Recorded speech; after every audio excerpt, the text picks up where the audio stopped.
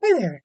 My name is Molly Mix, and I am here to read a story to my goddaughter Grace Thompson, who is the smartest, funniest, cutest, edgiest queen I know.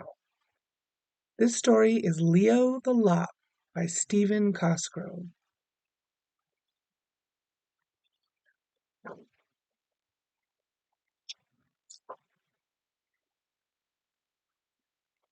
In a warm, gentle corner of a soft green forest, a whole bunch of bunnies were born. There were so many baby rabbits you almost wouldn't believe it.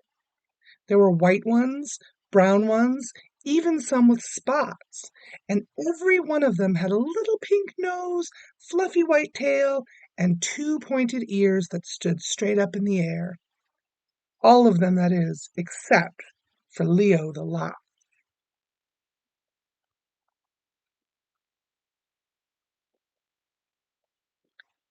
Now it wasn't that Leo didn't have a little nose or a fluffy tail, for he did. What he didn't have were ears that stood straight up in the air. Instead of standing up, they hung straight down. That didn't really matter to Leo because he thought he was just as normal as could be. Besides, he couldn't see his ears anyway.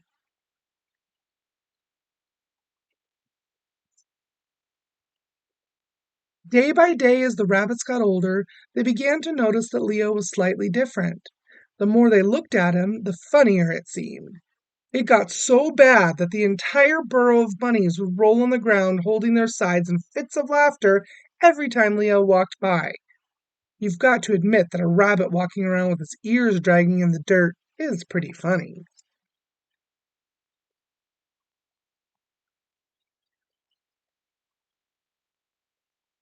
Now, Leo was very confused. He didn't see anything so funny about the way he looked. His fur was the same, his tail was the same. As far as Leo was concerned, he was perfectly normal.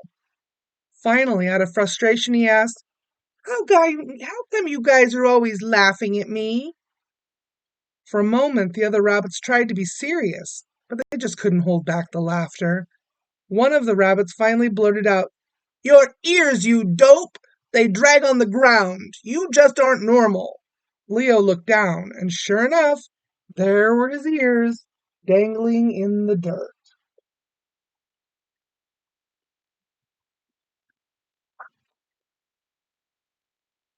I guess Leo was kind of hurt.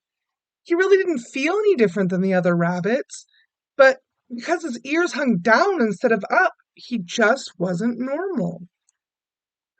He thought, all I need is to exercise a little bit and my ears will stand up just like all the normal rabbits. So, with that in mind, he struggled and strained, trying to make them stand up. Unfortunately, the best he could do was get them to stick straight out, and he could do that for only a minute. Then, no matter how hard he tried, they would flop back to the ground in a puff of dust.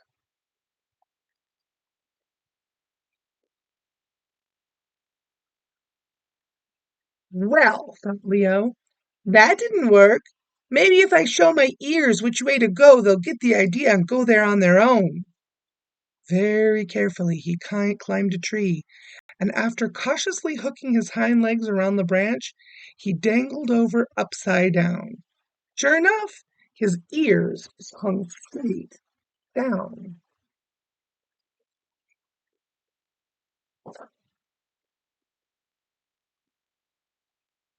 Leo must have hung that way for nearly an hour when a voice made him look around.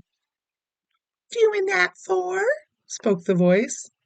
Leo looked around, and there, right before him, hanging from another branch, was a possum.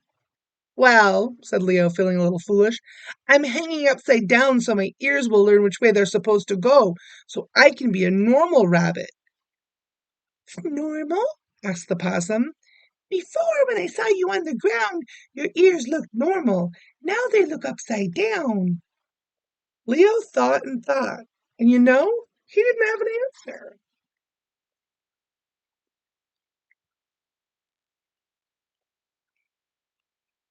So with a flip, he dropped to the ground.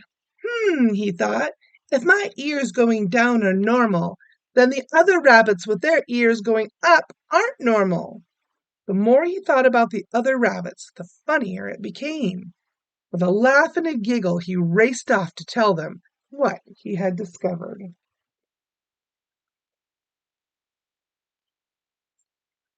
In bursts of laughter, he told the other rabbits what he had found out. At first, they didn't know whether to believe him, and then they started to look at one another and realized Leo could be right.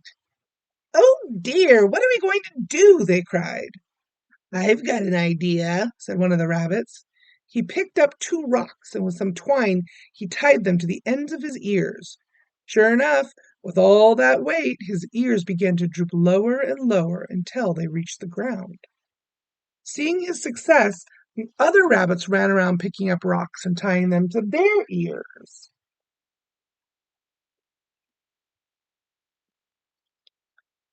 Everything would have been all right except for one small problem. The rocks and ears kept getting all tangled up in tails and feet until all was confusion, with bunnies lying in dusty heaps. This isn't going to work, they said. There's got to be a better way. Maybe, said a little furry bunny, if we showed our ears the way they should be normally, they would go that way naturally.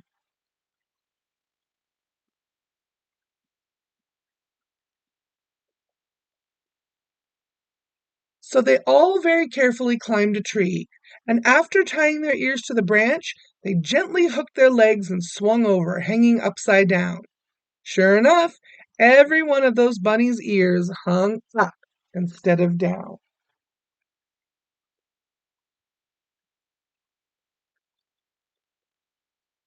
They must have hung that way for a long time when a voice made them look around. What you doing that for? Asked the voice. They looked, and right before them, hanging from a branch, was that very same possum. Well, they said, feeling a little dumb, we're hanging this way so our ears will be normal like Leo's. It's normal? Asked the possum. Before I saw you all on the ground, your ears looked normal. Now they look upside down. They all thought, and they couldn't answer the question either.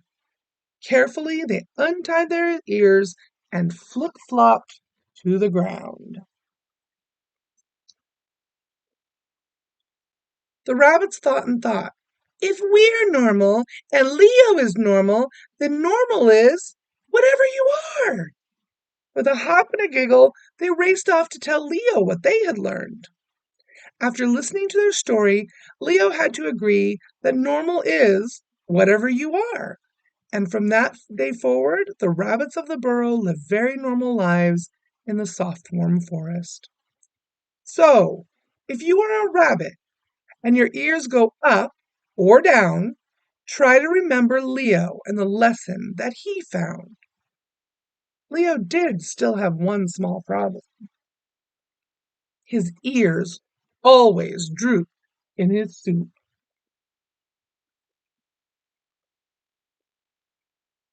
The end. That was Leo the Lot by Stephen Cosgrove. Thank you for listening.